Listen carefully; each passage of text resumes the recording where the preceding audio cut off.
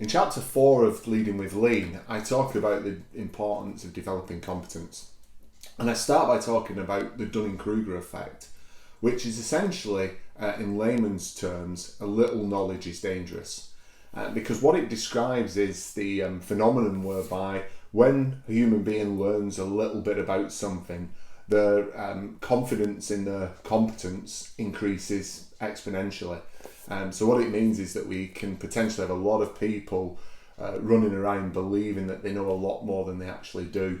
And what I use then is the unconscious to conscious competence matrix, the learning matrix, to describe the learning cycle that we need to take ourselves and our colleagues through.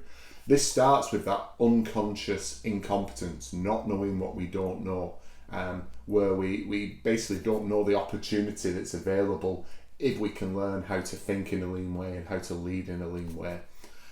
The sweet spot of learning is when we get into conscious incompetence, when we know what we don't know, because that opens up the universe of learning. That gives us the opportunity to then say, okay, hey, what can I go out and learn? And if we've got the appetite to learn, that's a fantastic combination.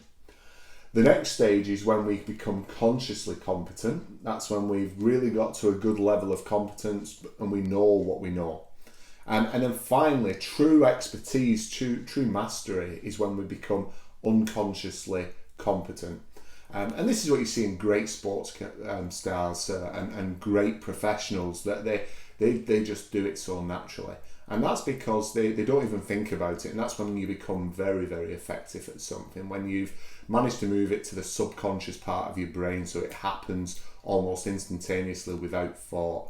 And that's what true mastery is, when you've practiced something or learned something to such an extent that it's just there, it's inherently in you. And that's when we talk about people doing things instinctively. So it's very important that we can understand and take ourselves and our people around that competence learning cycle. And then also from an expert or a master perspective, to teach other people, we also need to be able to take ourselves out of that unconscious competence zone, take ourselves back into the conscious competence and really understand what we know so that we can then teach it.